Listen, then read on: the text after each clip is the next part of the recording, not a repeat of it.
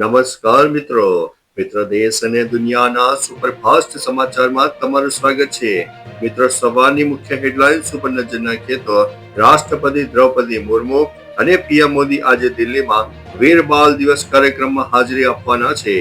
ગૃહમંત્રી અમિત શાહ આજે આતંકવાદ વિરોધી પરિષદનું ઉદ્ઘાટન કરશે. રેલવે ભાડામાં વધારો આજથી અમલમાં આવી જશે. જમ્મુ અને કાશ્મીરના અનંતનાગમાં સ્થાનિક બજારમાં લશ્કરનો આતંકવાદી ફરતો જોવા મળ્યો છે. ઇન્ડિગો આજથી ફ્લાઇટ રદ થવાથી પ્રભાવિત મુસાફરોને 10,000 રૂપિયાનો ટ્રાવેલ વાઉચર ઓફર કરશે. મિત્રો, અન્ય મહત્વના સમાચારની વાત કરીએ તો તહેવારોમાં ડિલિવરી સેવાઓનો થશે બંધ. દેશમાં સ્વિગી, ઝોમેટો અને એમેઝોન જેવા પ્લેટફોર્મના ગીગ વર્કર્સે 25 અને 31 ડિસેમ્બરે હડતાલનું એલાન કર્યું છે. ઘટતી આવક, લાંબા કલાકો અને સુરક્ષાના અભાવે લાખો ડિલિવરી પાર્ટનર આ આંદોલનમાં જોડાઈ શકે છે.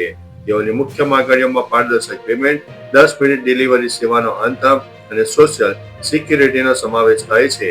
તહેવારોના સમયે આ હડતાલથી મેટ્રો શહેરોમાં ઓનલાઈન ડિલિવરી સેવાઓ ખોરવાઈ શકે તેવી શક્યતા છે. અન્ય મહત્વના સમાચારની વાત કરીએ તો જેલમાં ઉંદર અને જીવડાઓ સાથે બુશરા. પાકિસ્તાનના પૂર્વ પીએમ ઇમરાન ખાનની પત્ની બુશરા બીબીની જેલમાં બગડતી હાલત પર સંયુક્ત રાષ્ટ્રે ચિંતા વ્યક્ત કરી છે. અદિયાલા જેલમાં તેમને ઉંદર અને જીવડાથી ભરેલી અંધારી કોઠરીમાં રાખવામાં આવ્યા હોવાનો અહેવાલ છે. તેમને દૂષિત પાણી અને અત્યંત તીખું ભોજન આપવામાં આવે છે, જેના કારણે તેમનું વજન 15 કિલો ઘટી ગયું છે. યુએન મુજબ ગંભીર ચેપ અને બીમારીઓ છતાં તેમને યોગ્ય સારવાર મળતી નથી. અન્ય મહત્વના સમાચારની વાત કરીએ તો ક્યાંક તમે તો નથી ખાતા ને આ નકલી પાન અને માવા. ધોરાજીમાં નેવી ટાવર વિસ્તારમાં પોલીસે નકલી પાન મસાલાના કારખાના પર દરોડા પાડ્યા છે. આરોપીએ પ્રખ્યાત બ્રાન્ડના પાઉચ હીટ ગનથી ખોલીને તેમાં મેન્થોલ મિક્સ કરીને હલકી ગુણવત્તાની તમાકુ ભરીને ફરીથી પેક કરીને બજારમાં વેચતા હતા. પોલીસે 230 નકલી પેકેટ, તમાકુ પેકિંગ મશીન, હીટ ગન અને પેકિંગ રોલ જપ્ત કર્યા છે. આ ઘટનાથી બ્રાન્ડેડ પાન મસાલાના ગ્રાહકોમાં હવે ચિંતા વધી ગઈ છે. અન્ય મહત્વના સમાચારની વાત કરીએ તો શંખેશ્વરમાં લૂંટેરી દુલ્હનના 2 કિસ્સા સામે આવ્યા છે. શંખેશ્વરમાં 2 અલગ-અલગ કેસમાં લૂંટેરી દુલ્હનની છેતરપિંડી સામે આવી છે. બંને બનાવમાં દુલ્હન અને વચેટિયાઓએ 1.5 લાખ રૂપિયા મળીને કુલ 3 લાખની ઠગાઈ કરી હતી. દલાલોએ પીડિત યુવકોને ઇમોશનલ બ્લેકમેલ તથા ધમકીઓ આપી હતી, જેના કારણે વિલંબ થયો, પરંતુ અંતે બંને યુવકોએ પોલીસમાં ફરિયાદ નોંધાવી છે. હાલ પોલીસે કેસ દાખલ કરીને આરોપીઓની શોધખોળ હાથ ધરી છે. અન્ય મહત્વના સમાચારની વાત કરીએ તો બાલાસિનોરમાં કમળાનો કહેર. મહીસાગર જિલ્લાના બાલાસિનોરમાં કમળાના કેસો ચિંતાજનક રીતે વધીને 378 પહોંચતા વહીવટી તંત્ર સતર્ક બન્યું છે. જિલ્લા કલેક્ટરે બાલાસિનોર રેફરલ હોસ્પિટલ તથા સામુદાયિક આરોગ્ય કેન્દ્રની અચાનક મુલાકાત લઈને પરિસ્થિતિનો તાગ મેળવ્યો. તેમણે કમળા વોર્ડમાં દર્દીઓ સાથે સીધો સંવાદ કરીને સારવાર કરી, સુવિધાઓ અને દવાઓની ઉપલબ્ધતા અંગે માહિતી મેળવી. અધિકારીઓને સારવારમાં કોઈ કચાશ ન રાખવા માટે કડક સૂચના આપવામાં આવી છે. અન્ય મહત્વના સમાચારની વાત કરીએ તો કરંટ લાગતા પીજીવીસીએલના કોન્ટ્રાક્ટર કર્મીનું કરુણ મોત થયું છે.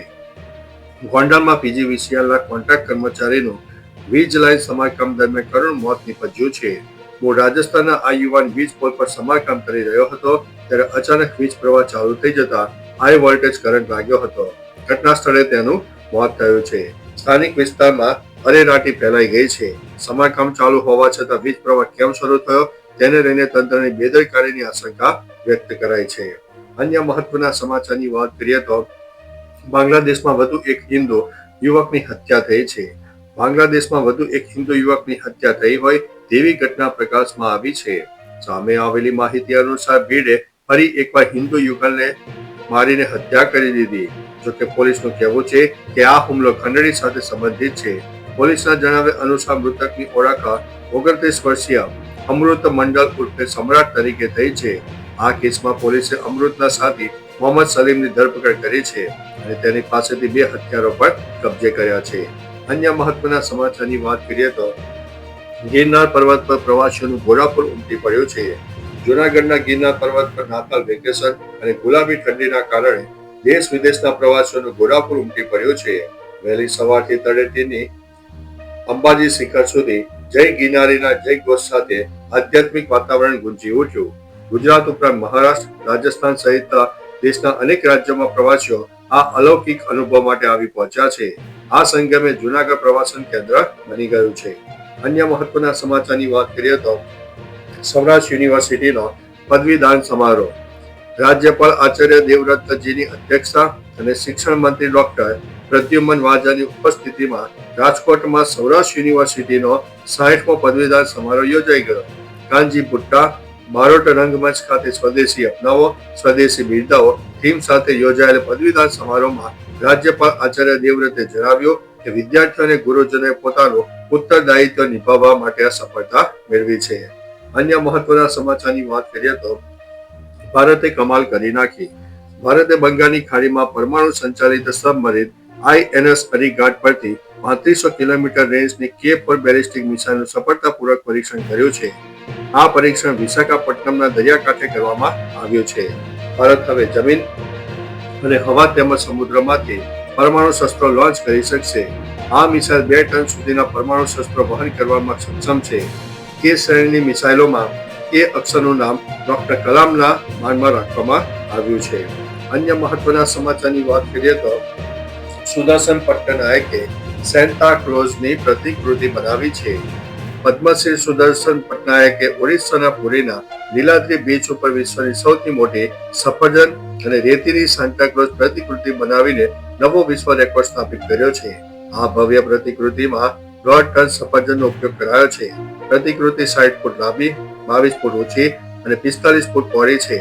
તેમાં સાન્ટાના ગ્લોબ પકડેલા છે, જે વૈશ્વિક શાંતિનો સંદેશ આપે છે. તો ચાલો મિત્રો, ફરીથી દેશ અને દુનિયાના સુપરફાસ્ટ સમાચાર લઈને મળતા રહીશું. ત્યાં સુધી અમને રજા આપશો. નમસ્તે.